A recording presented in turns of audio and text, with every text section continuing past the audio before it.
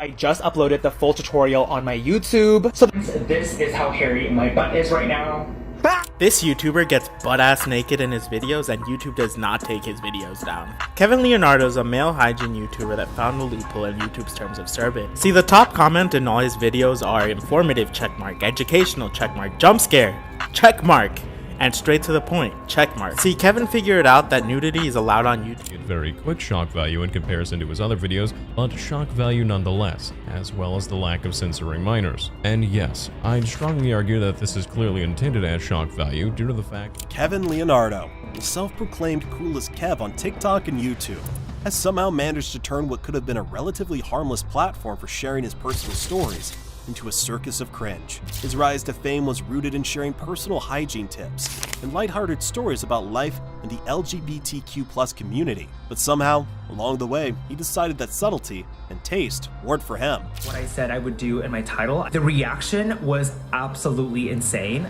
apparently he has some stuff that's more shock value than education, like it's used to catch people's attention rather than. Kevin's content shifted from offering advice to shock value, alienating viewers with basic decency.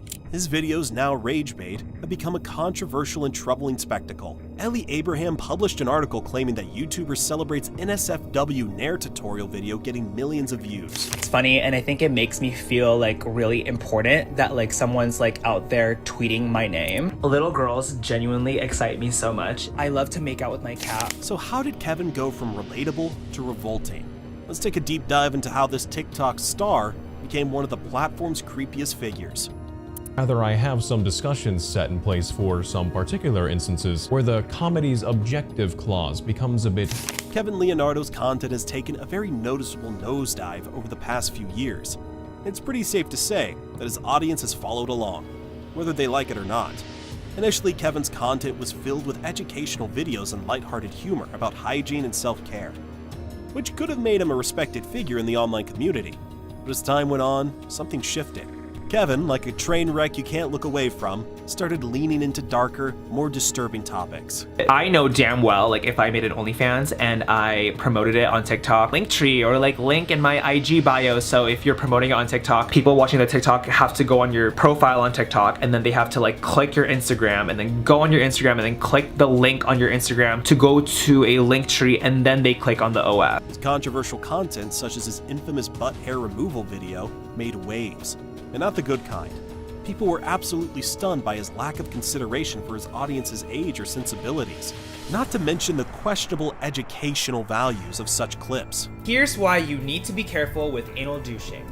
I've been bottoming for the same person for the last 2 years now, and on one random day last summer, I rushed the cleaning process. I wasn't paying much attention and I did not use lube and I kind of just...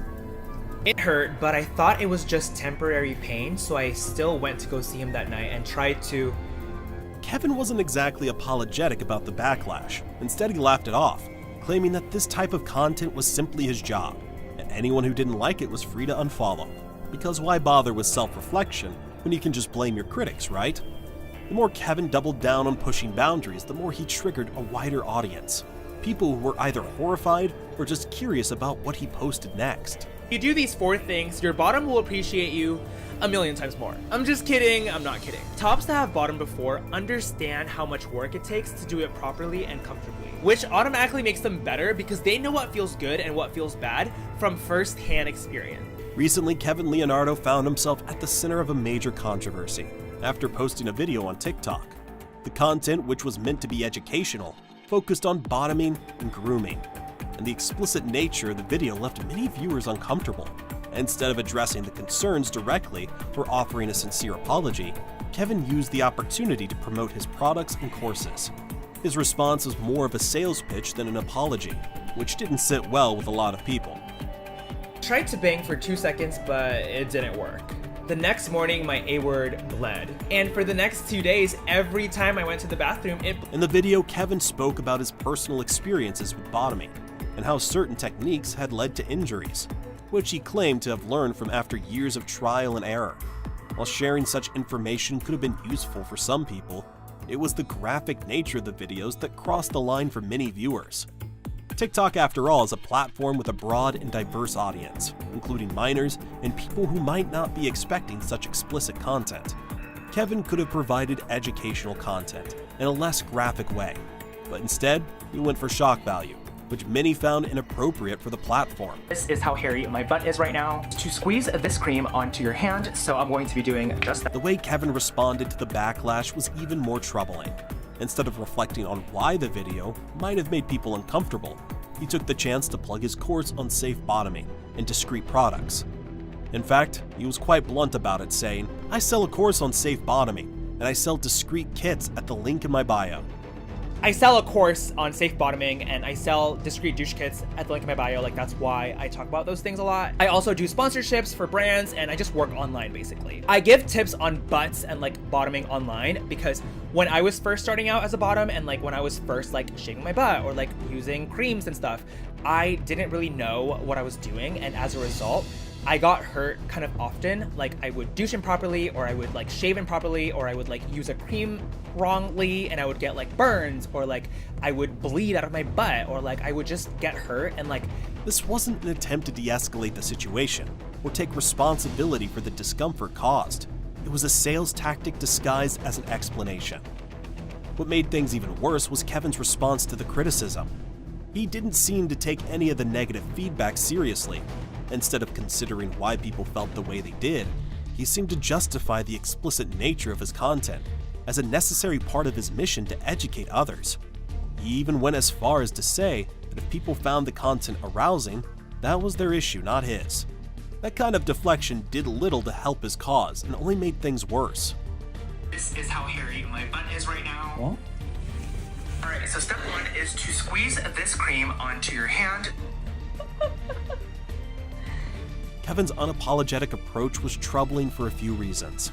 Not only did it show that he was more interested in attention and money than in genuinely addressing the concerns of his audience, but it also highlighted a lack of awareness about the impact of his content. In one of his comments, Kevin openly admitted that he loves going viral and loves money, saying, "I love going viral and I love money like this is my job." While there's nothing inherently wrong with wanting success, the way he embraced the attention without considering its potential harm to others was concerning. Toxic gossip train, chugging down the tracks of butt hair removal. Toxic gossip train, you got a one-way ticket to a hairless butthole. Toxic gossip train, tie me to the tracks and harass me for my butt. Clenches look like winks if you take time to think. I'm just a skinny twink, but hey.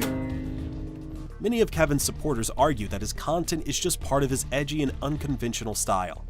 But this defense overlooks the fact that some of his videos seem designed for shock value rather than genuine education. His fans say he's just trying to break taboos and be bold, but it's hard to ignore that his approach has been offensive to some. In one video, he made a joke about the Dutch colonization of Indonesia, turning a serious historical event into something to laugh about.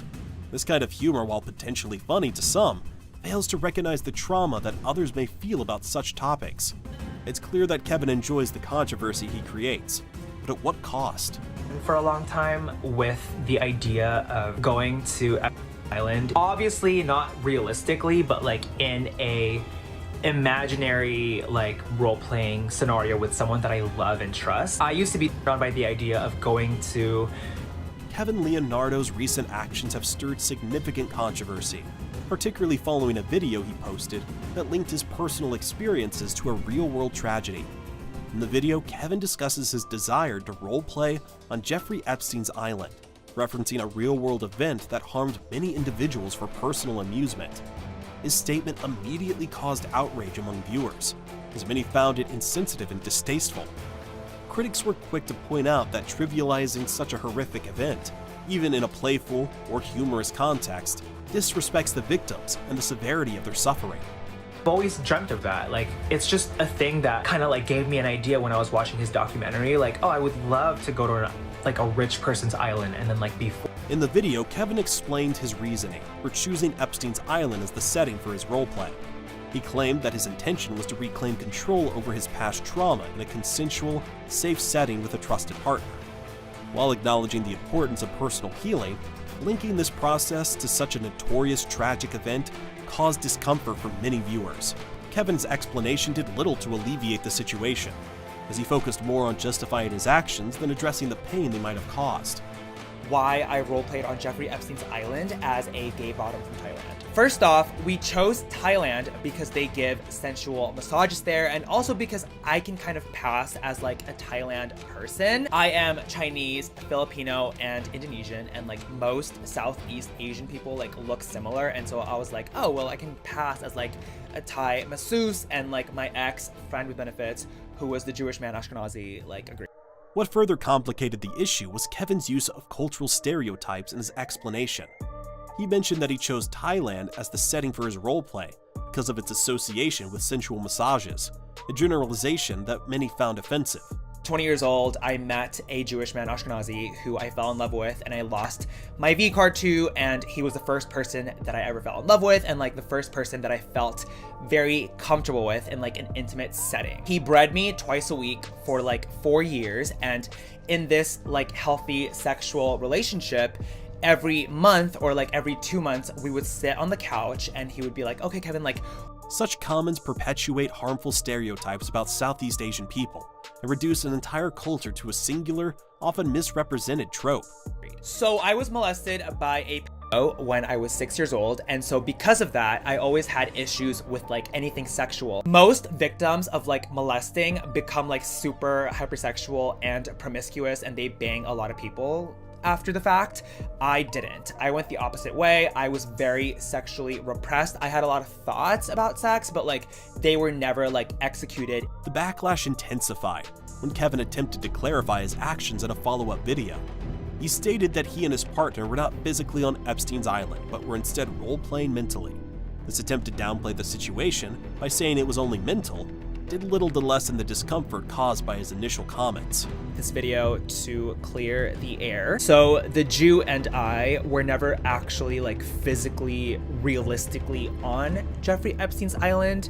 We were just on Jeffrey Epstein's island mentally, in like a safe, sensual, consenting role-playing situation in his apartment. The clarification felt like a weak attempt to distance himself from the controversy, especially since the original video seemed to suggest a more literal interpretation of the roleplay. Little girls genuinely excite me so much, and I can't tell you like how happy that I get when I see and meet little girls in public. Further exasperating the situation was Kevin's inappropriate comments in other videos, particularly one in which he referred to his attraction to young girls. His use of suggestive phrasing in the video titled "Little Girls Make Me So Happy" raised significant alarms. Although Kevin attempted to explain it away as a double meaning, the context and language used were deeply troubling. He continued to share stories about meeting younger fans, which could have been innocent but became tainted by his earlier remarks. So yesterday, I got to meet so many of my younger female fans at the ice skating rink in Pasadena.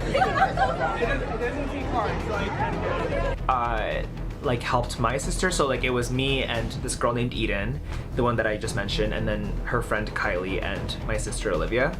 And the whole time we were just in those groups of two, skating around the rink. And I don't know, I did not expect skating to be so nice and so fun, and I couldn't believe that I had the time of my life in just 2 hours. On a Sunday. Kevin's actions and subsequent responses highlight the risks of using sensitive topics for shock value or personal gain. Whether it's referencing a tragedy or making inappropriate comments about children, it's clear that some of his content crosses boundaries that shouldn't be overlooked. But this is simply the tip of the iceberg. From an unsafe Discord of Kevin's for his community featuring inappropriate channels where minors and adults could converse back and forth unchecked on not safe for work topics in non-educational ways, which is what Kevin claims to be his defense regarding these matters, Kevin's either direct or indirect disregard for the safety of minors in said Discord, which with said messages of his own uncovered in his server, raises some serious questions as to how much he can play into the One of the most significant issues is his lack of oversight in his Discord server, which was meant to be a safe space for LGBTQ+ discussions, but included inappropriate content. A user named Minty raised concerns about minors having unrestricted access to NSFW, not safe for work channels, where inappropriate discussions were taking place. Despite Kevin claiming that these channels were for adults, the presence of minors and the lack of enforcement of server rules raised serious privacy and safety concerns. I really do wonder if the mother of this child knew that their daughter would be featured in a video that starts off with a joke about predatory behavior. Editor's note. Well, hello, it's me, Mr. Immersion Breaker here. I needed to add a quick editor's note, but I am neither home nor currently in possession of my camera, so if you'd allow me to briefly take over for Mr. Somebody Doesn't Double Check Their Suitcase, I'd be ever so thankful. Further issues arose regarding Kevin's treatment of his cat Tobias. His content often relies on shock value and provocative language, with many viewers questioning the appropriateness of his jokes involving his pets. For example, Kevin made explicit statements about playing with his cat, which many found disturbing. An uncensored minor, both in the video and on the thumbnail, that being the little girl Kevin met, more on that in a moment, but it contains a few compiled clips of numerous other minors that Kevin met who were revealed to be fans of his. Aside from their faces being left uncensored on a for work sense of humor than I'd ever want to be in one lifetime. So yeah, that's a bit of a red flag in my book. It's pretty reckless, which I find ironic because Kevin states in this video how he wants to be a father and have daughters. Loads in his recent history have similar explicit titles. You can't convince me that when you have video tutorials such as how to minors. Though Kevin claims his relationship with Tobias is not intimate, his choice of words, such as describing his actions in a sexually suggestive manner, has led many to believe he's crossing a line. His humor, while perhaps meant to be playful, has been widely criticized as inappropriate, with some viewers finding it disturbing rather than funny. In addition, Kevin's actions contradict his stated concern about child safety. He has expressed a desire to have daughters, but has posted videos featuring minors without clear parental consent. This raises questions about his commitment to protecting children from potential harm, especially considering the explicit content that he's known to share. His inconsistent behavior, particularly in his interactions with minors and his own pet, creates an unsettling picture of his online presence. While some may argue that his actions are just a form of shock humor, the lack of accountability and the presence of minors in unsafe spaces are serious concerns that need to be addressed. At the end of the day, Kevin's approach to online content raises important questions about boundaries and responsibility. It's one thing to be bold and edgy, but it's another to use sensitive topics as a way to gain attention. Should creators like Kevin be more mindful of the impact their content has? Or is it acceptable to prioritize entertainment and profit over potential harm?